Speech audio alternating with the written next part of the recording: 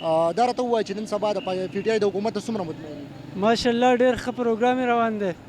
د غلو حکومت خو ختم شوی دی که نه اوس کم سهولت چې روان دی انشاءالله دی 2020 کې به انشاءالله دوی ته ډېره ښه پیدا میلاو شي او انشاءالله دا کم ډسکاونټ چې روان دی که نه اوس خوار شی دی خلکو په خپله به ځان ګران کړی و زما لاک روپو وس کېږي زه کوشش کوم چې غریب ته دا په 1.5 لاک میلاو شي. دا صرف د امیر دپاره متاثره دومره لکه داسې متاثره ځکه یم کم ماحول چې نن سبا روان دی زما 1979 پیدایش دی ما چېرته داسې حکومت نه دی چې راغلی دی. ماشاءالله ډېر ښکلی حکومت دی. په دې حکومت کې ټول عوام خوشحاله دی.